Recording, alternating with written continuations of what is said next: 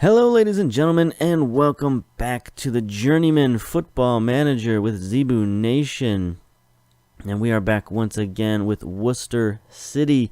This is our very first season of the Journeyman. So we started at the lower levels. We started in the Vanarama National League North, one of the lower divisions in England. And as you can see from the table, we're actually doing incredibly well. Now, preseason, we were not picked to do very well. Let's check a look here. There it is, season preview. We were picked down here 14th. I think that's a bit of a revised history. I think last time we were picked 17th, last I checked. But anyway, 14th is still a far, far away from the first place we're currently sitting at in the Vanarama National League North. We have 14 wins, 3 draws, 2 losses, goal differential of plus 20 and 45 points overall, which is a pretty significant margin over second place AFC Field. A nice 7-point cushion, as you can see here. They've got 38 points. So we're kind of pulling away from the pack in our first year, and this is kind of unexpected. Honestly, this team, I looked at this team, and I didn't think they were very good. I mean, I thought it was the best team I could put together, but I didn't think it was a very good team. So I don't know what exactly it is that's going on here. But we can take a look at some of the players, some of the stats, and we can see why. Maybe we can find a reason why we're doing so well. First things first, so let's take a look at the schedule. You can see we started out with a somewhat difficult preseason schedule. We played a lot of teams that were at least at our level, just to kind of give us a feeling of how things should go.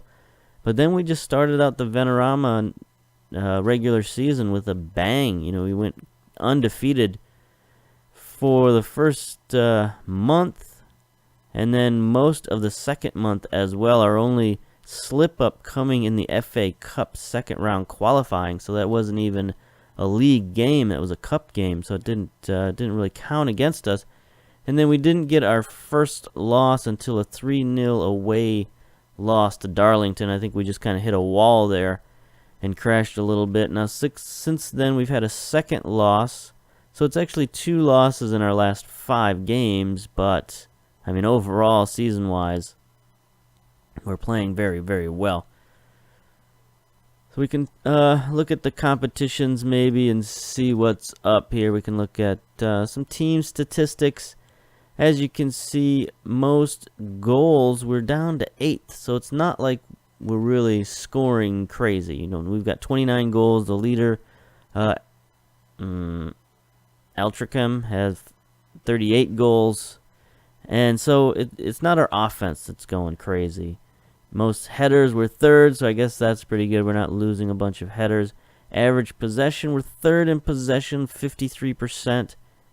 That's pretty decent. That's definitely respectable. So we're holding on to the ball. Maybe we're not scoring as much as we should, but we are holding on to the ball. Tackles won, we're 4th. So that's a pretty decent defensive stat to win those tackles. And then, of course, least conceded goals. This is where we're really dominating. This is why we've won so many games, is we are 1st in the league in goals allowed by a wide margin. We've only allowed 9 goals all season long in regular season play. Next best is Boston United with 17 goals allowed, so that's a pretty good margin there. Most shutouts, of course, 13 shutouts, that's pretty good.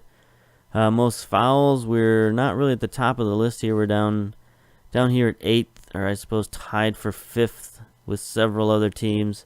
So that's okay. You know, you don't want to have too many fouls in a season. A few fouls are all right. Shows you're playing hard, but passes completed, we're 2nd. So again, it's possession and defense. We're really just holding on to the ball, controlling matches, and really, really dominating the league. I'm not sure how, but this is how we're doing it. I'm not sure why we're doing it, is what I should say. I know how we're doing it. We're keeping possession. We're not allowing goals. But it's still a mystery as to why this team is performing so well. Shots on target, again, we're efficient here. 2nd in the league, 44% of our shots on target. So when we do get our attempts and our shots, we're definitely taking advantage of them. We're getting those 1 or 2 goals that we need, and it's really just become a miracle season, a dream season here. You can see a lot of our games, we finish a lot of our games 2-0, a few 3-0, 1-0.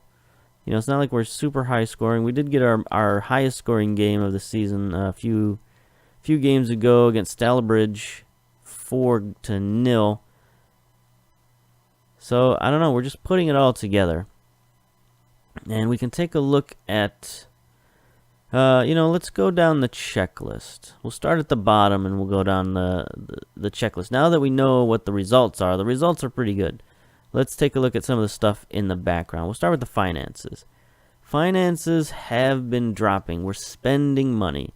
And that could be one of the reasons why we're winning so much, is because we've got that promotion in our sights, and it's now is the time to put some resources towards the club and say, look, it's not like we're going to finish mid-table and we're just spending money for no reason. We're at the top of the table. We can spend money to make sure that we get promoted to the next level and then take this club to a next level. So our overall financial balance is not looking good. We're $38,000 in the hole. We've stayed under our payroll budget, so that's okay. Our transfer budget, we haven't used any of that, so that money's okay. It's just sort of natural attrition. Our expenses are going down.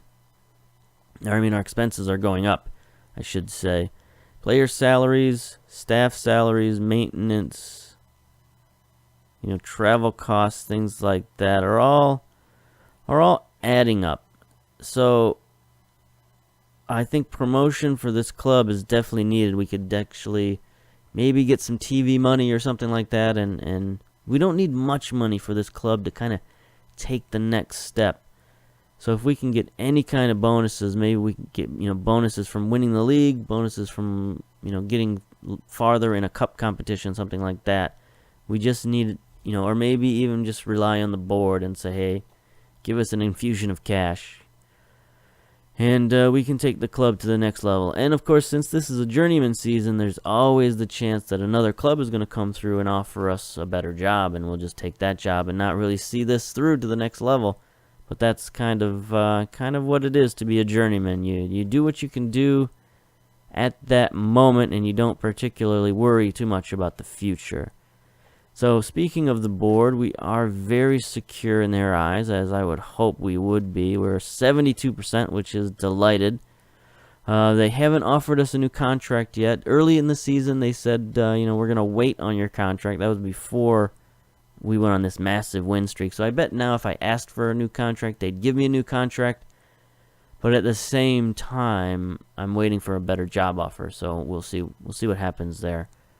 Not much else has gone on. We've hired a few coaches. I made one mistake with the coaches, and it's kind of hurting me with one of our star players. I'll talk about that in a minute. But we have hired new staff. We've got a full complement of staff, and that's part of the reason why we're losing so much money. But it's also part of the reason why the team is performing so well. So it's a trade-off there. Take a look at the club. Here we are, same as ever, 1-star, semi-professional. But we're definitely looking to improve things. Did I mention? Yeah, we looked for a senior affiliate, but that didn't work out. We should be moving into our completed grounds next season, so maybe that'll allow us to have more tickets and more sales and things like that. We'll see. We'll see where that comes from. But other than that, the club is pretty much where it's at. We're just having one surprise season, and we'll see what happens. Now we'll go to the transfers, and this is where we really built this club. As you can see, we lost a few players on free transfers, but basically none of these guys were players that were going to play. We did lose a little bit of youth and speed. Guys like Ola Kanami, who had pretty good speed. He was only 23 years old, but he wasn't going to get any better, and he wasn't really that good. 23 to 24 years old is really the end of your growth in this game, end of your development. Now, players can get a little better after that. They can get a half star or so every couple of years, but after 24 years old, their growth comes much slower. So when you get a player like this who's just kind of mediocre and he's at the end of, he's 23 or 24 years old, he's just going to be mediocre for the rest of his career. So there's not much you can do with him. So you might as well get rid of him while you can.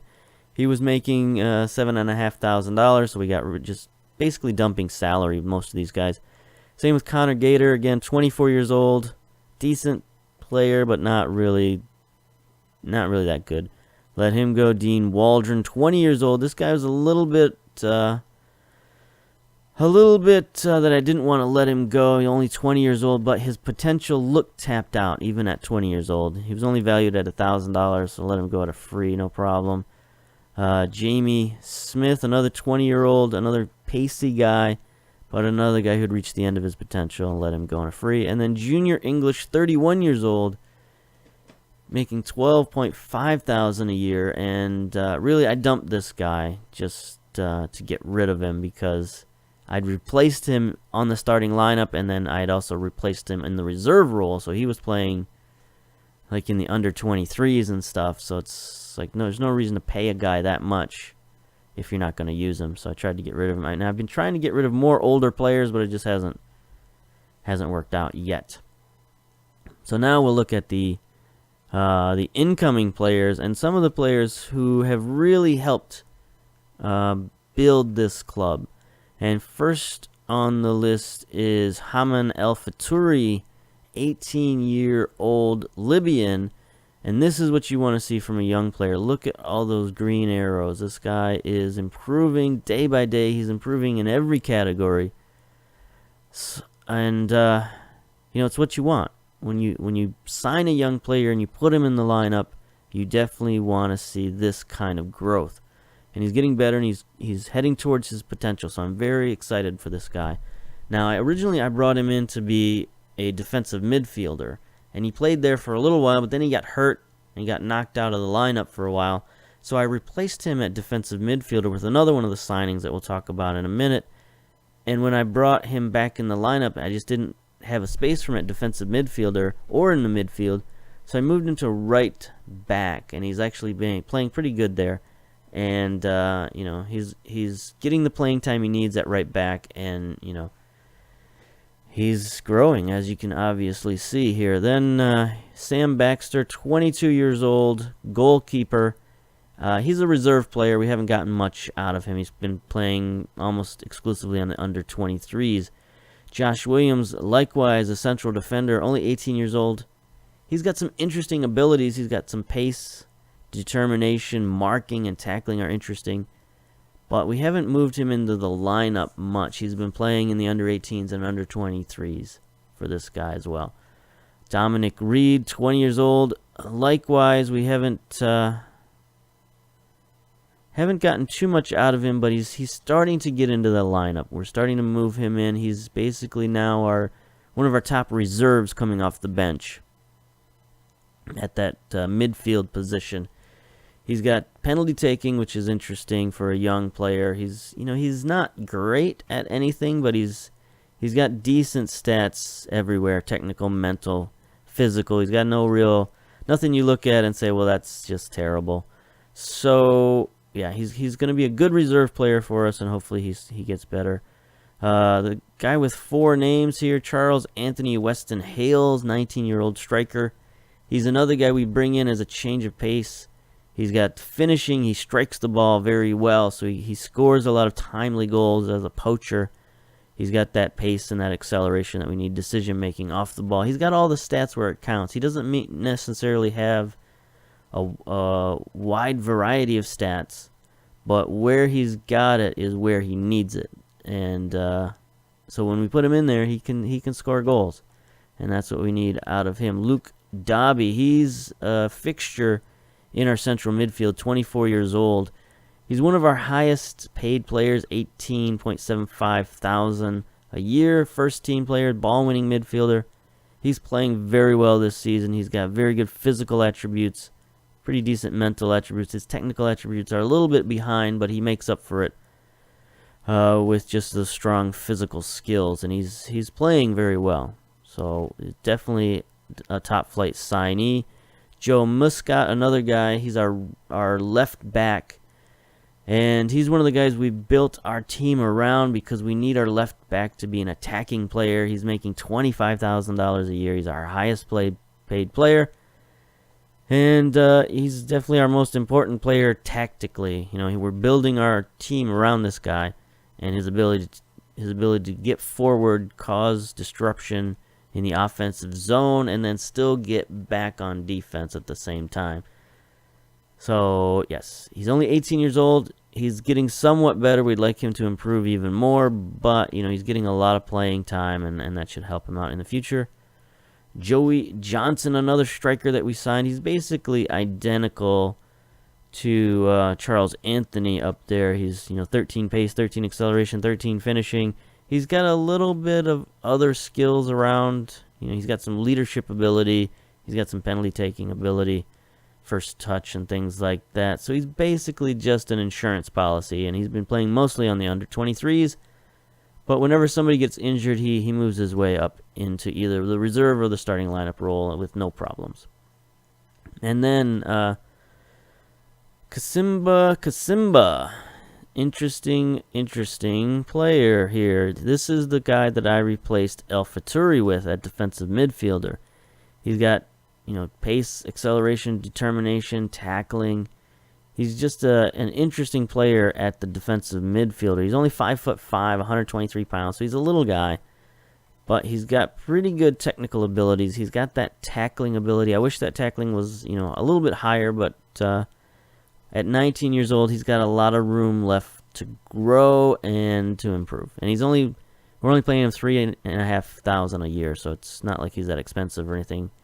And then our most recent signing to shore up our central defense, Zach Fagan. We actually got him on a transfer from Bishop Stortford, a free transfer. We signed him right out from under him because they weren't paying him for some reason. But he's a guy with pretty good physical attributes, especially the jumping reach. He's 6'3". We've already seen him get involved in a few plays, special teams-wise, getting his head on some balls and sending them towards the net. So that's adding a dimension to our special teams as well as helping us on defense. Just being a bigger, stronger, more athletic defender than we've had back there. I've been shuffling in 3 or 4 old guys back there with guys with like 5 pace and 8 jumping reach and stuff like that. Just no athletes on the back line. So I decided to go out and get this guy. I tried to get a couple of different guys. He's kind of my third option, if I'm honest with you, because he's 22 years old, and that's a little bit towards the end of his developmental cycle. But if we get him one good year in the starting lineup, which is what he's going to get, hopefully he can improve enough to be a decent player for the rest of his career. Or for however long he's at the team. He's got a 2-year contract here with us. So that's the transfers that we've brought in. We can take a look at the whole squad here and look at their appearances and all that stuff. We have our goalkeeper, Ethan Ross, who's been in all 19 games. He's only got a 6.89 average rating, but he's got the most shutouts in the league and all that. So he's been doing just well. As you can see, Muscat, double. Graham Hutchinson also has played quite a bit. He's our captain now. He's our central defender, 23-year-old Scotsman. He was one of the guys who was on this team when we got here, and he's very good. He's got some physical attributes, very good physical attributes, strength and jumping reach. His marking and tackling aren't that great, but maybe he makes up for that with his athletic ability. But he has played very well. You see we've got some pretty good ratings on the sides as well. We'll talk about those in a minute. Charles Tilt is our other on loan player, loan from West Brom. Ethan Ross, also from West Brom. So our 2 loan players are playing a lot, and hopefully that makes West Brom happy and they'll send more players our way, but we'll see about that. Ebby Nelson Addy, another player who was on the team when we got here, 24-year-old Englishman. He's got, again, good physical abilities, good determination, penalty taking. He's a real stalwart in our central midfield. And from there, we've got several players who have been up and down. Jordan Murphy, our main striker. He's a guy who's been improving over the season. Very happy to see that. 20 years old. He's up to 10 finishing now, so that's very good. He's got pretty good physical stats, and we've been playing him as a poacher as well. 12 pace, 12 acceleration. He could work on his off the ball a little bit, but you know what? He's okay. He's pretty good.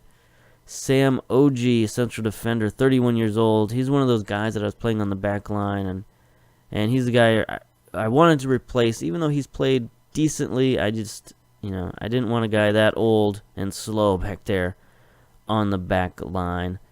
Let's see, we can go to goals now. Leading goal scorer is Murphy with 8 goals. Ebby Nelson coming out of the midfield with 5 goals. Tilt off the wing with 4. Luke Dobby, another central midfielder, with 4.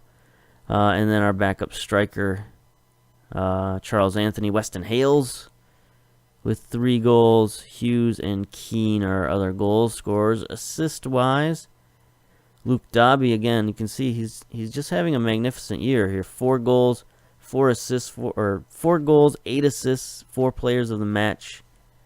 So he's just really outstanding out there. And then our fullback Muscat has 5 assists. That's what I want to see from that guy. That's why I'm sending him forward, is to get in the offensive zone and make some plays.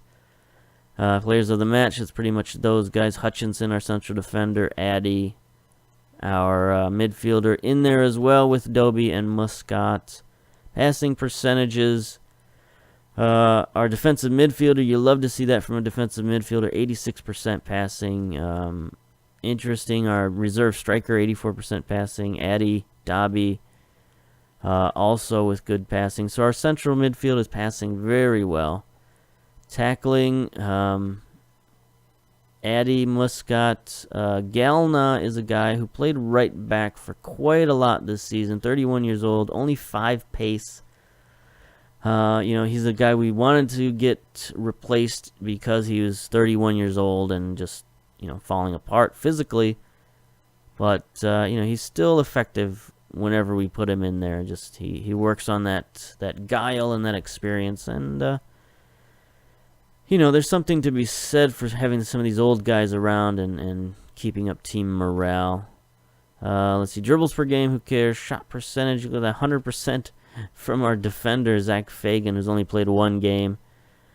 Keane and OG, more of our central defenders with 100%. So it's a little bit deceiving here, this shot percentage. But you can see Dobby from the midfield, 74%. Charles Anthony Weston Hales, 61%. And on down the line. Yellow cards, not been too bad with our yellow cards. 4 as the maximum for Nelson Eddy. We've had a couple of players kicked out of a couple of games, but nothing too serious. I've had teams that have been much worse than this in terms of fouls. And we got our 1 red card from Joe Muscat. That was not a good game when he got kicked out of. And then average ratings. Look at these average ratings. A lot of guys well over 7 average rating. Josh Williams here, our 18-year-old central defender, came in 1 game, played exceptionally well. And he's improving, he's getting better, so he's going to see some time eventually, but for now, he's stuck in the under-23s. Luke Dobby, 7.45, that's very good for one of our starting central midfielders. Tom Sharp, and Nelson Addy, Joe Muscat, Zach Fagan, so a lot of these familiar names with very high average ratings. Alright. So, that's the team, that's the situation. We're in first place by a mile. But up next on the schedule is one of our trophy competitions, the FA Trophy 3rd round qualifying. So we got a long ways to go in this competition, but every journey starts with a single step, right? So this is our first step. Let's go to the match preview here. We're playing Stockport. I guess that would be how you pronounce that word, which is not a difficult word to pronounce, but I somehow managed to mess it up. Let's take a look at Stockport. They're a pretty decent team. I mean, they got some good players here. Louis Montrose in the midfield looks pretty good to our scouts. We don't know much about him, but what we do know is he's making a lot of money, and he looks pretty good to us. So it's not going to be a pushover team at all. We've got to play our best to beat this team. So let's go to our team selection here. And I guess we'll go with the same lineup that we went with in our previous match that we won pretty good. So we've got Ross in goal, our usual goalkeeper, Faturi and Muscat at the fullbacks, Fagan and Hutchinson central defense, Kasimba, Reed, Addy, and Hughes at the central midfield. Oh no, take that back. Kasimba, Reed, and Addy in the central midfield. Hughes and Tilt out wide, and I forgot to mention that Tilt is our inside forward. So again, if you missed a previous video about the tactics that we use, I'll do a brief overview here just so you can see. Now what we do is we keep the right side of our defense back. We keep Hutchinson, Fagan, El Faturi, we keep them back. We send Muscat attacking down the left-hand side. We keep Kasimba back as a defensive midfielder. We have Addy as the ball-winning midfielder. His job is to win the ball and get it up to Reed, who is the central midfielder. A lot of times we'll put this central midfielder in attack. Right now he's in support mode just because he's a little better at support than attack. And then the key to this team is having Tilt, our left winger, as an inside forward. So as Muscat comes down this left sideline in attack mode, Tilt will come inside and essentially become a second striker, or maybe an advanced playmaker, if you will. But he skirts inside towards the center, and that frees up Muscat down this left-hand side. Takes a lot of heat towards Tilt, towards the center of the field, and then we can get the ball back out to Muscat, who can cross it to Murphy, who's our lone striker. And Hughes on the right-hand side, he's sort of the garbage man, hangs out on the back side of the net here in support mode, and just tries to do what he can do. So that's our strategy. Those are our players. Let's get to it. Let's see what our opponents are up to. Let's see, from the pre-match analysis here from football365.com, there's not much of a difference between these two teams. Worcester to scrape it 1-0. The absence of Ryan O'Reilly will also hit Stockport hard. All right, that's fine. We are the favorites here, 5-4 favorites, so not huge favorites, but yeah, still the favorites. Okay, so they've got this classic 4-4-2. Looks like they're sending their right winger forward a little bit, so we'll keep an eye on that dude. Let's see what our advice is. Our advice is to close down on all these fellers, or to tightly mark them. So let's close down on, what we usually do is we close down on the strikers and the wingers, especially this Thomas character. Doesn't look like they're sending any of their fullbacks forward, so that's good for us. All right, we're on a good run here. We should try to encourage the team, surely. Let's do that. We've been on a good run lately, so go out there and impress me. Kasimba looks delighted. Everyone else could care less. Take a drink of some birch beer here. So here's our lovely little stadium, decked out in green today. Doesn't look like we're in the green uniforms though. We're in blue. There's the crowd in the background. It's not a huge crowd, but they're vocal. So there we go. There's Addy winning the ball back. And a lot of our games go like this. A lot of our games just fly by because we're just possessing the ball and keeping it. Here's Ross sending it forward.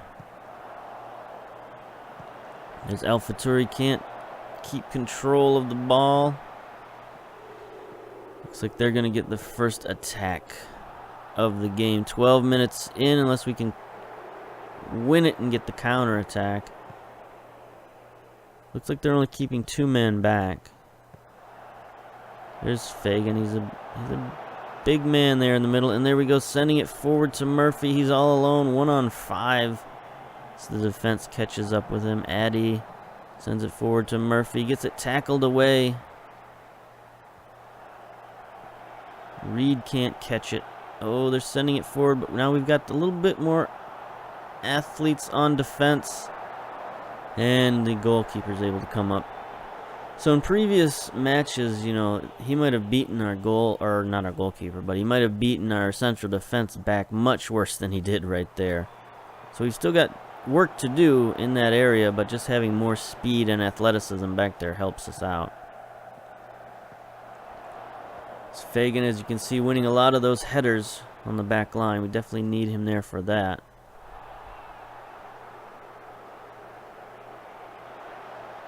Oop, don't need a yellow card.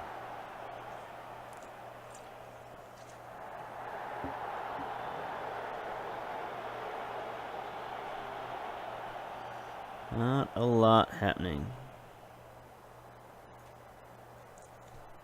Got my Boylan Bottling Company's Birch Beer. Real cane sugar. So it's interesting. It's kind of like root beer, but it's a little bit of a softer taste than root beer. It's not sort of the bitter, biting taste that a lot of root beers have. So it's birch beer. I don't know where the birch comes from. Does it use like a birch bark or something? I don't know. I don't see any birch in the ingredients here. But anyway, maybe they just didn't want to call it root beer. Trademark, whatever. Okay, so we're at 0-0 halftime. We'll give the pep talk.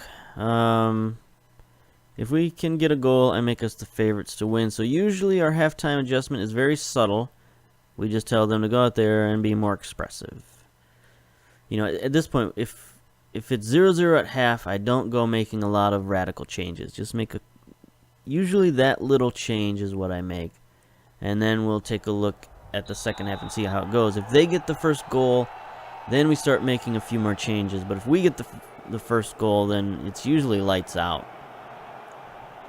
We got a bit of an injury there to Murphy. How's he looking? Potential shin injury, but he's still okay. So Ross getting a little excited there, sending it downfield to nobody in particular.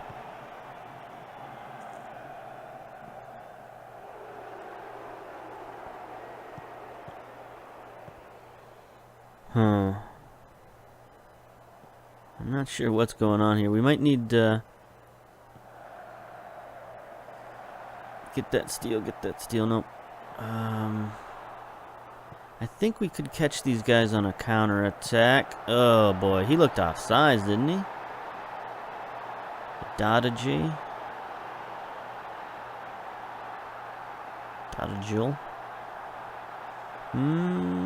Doesn't look like we're gonna get the offsides call, so let's put a little bit more tighter marking on there, a little bit more pressure on these guys. See what we can do with that. We just got to get the goal back. We don't need to go crazy here. Stopforth, he's in the middle, gets it to Felix. I guess he just made a good timely run there. Beat our left back. So we got some players not playing too well. Central defense not playing well. Fagan and Hutchinson. Tilt also not playing well. Murphy a little bit injured. Alright. We're getting to the 70-minute mark. We need to start being a little bit more aggressive here. We'll go attacking.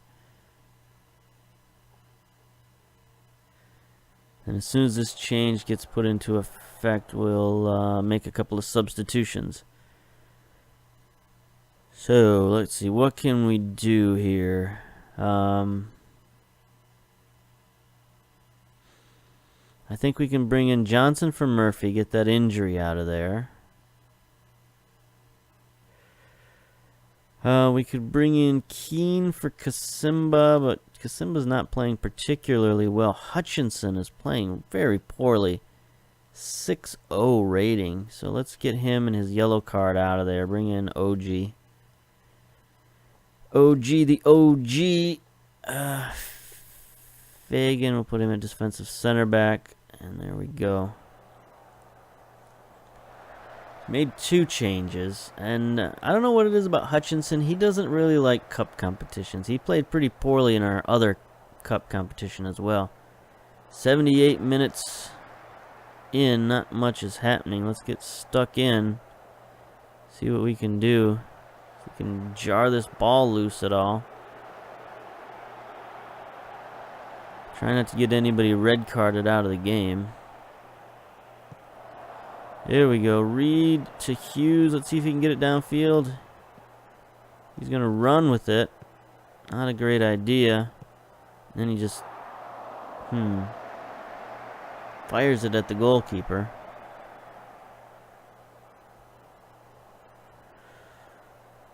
Reed. Oh boy, this looks like the end.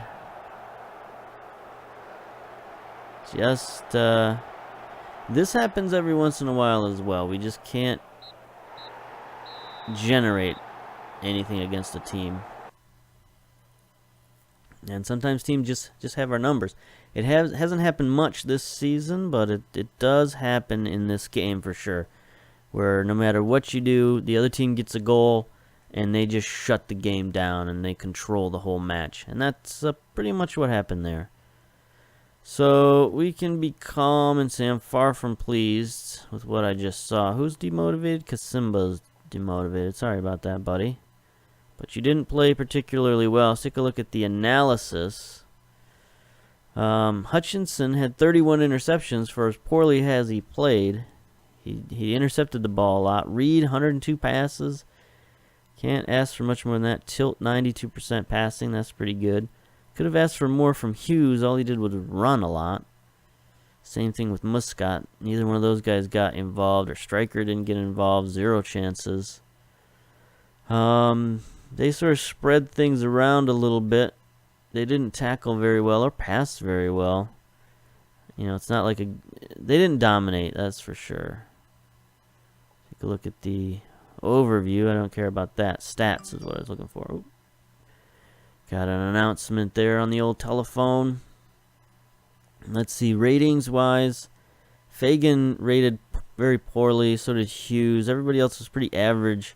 Hutchinson and Murphy, who we subbed out, weren't that good as well. Hutchinson, terrible. A 6.0 rating is garbage. Their ratings, on the other hand, defensively, they played pretty well, especially their fullback there. Or no, is that their central? No, that's their fullback, yeah. Minahan played very well. Yeah. So they had, they just beat us. What can I say? Anyway, it doesn't affect our standings in the league, obviously, but it knocks us out of our second trophy. So now we got nothing to focus on but the league. And, yeah, I guess we'll end it there. Take a look at our schedule, see what we have coming up here.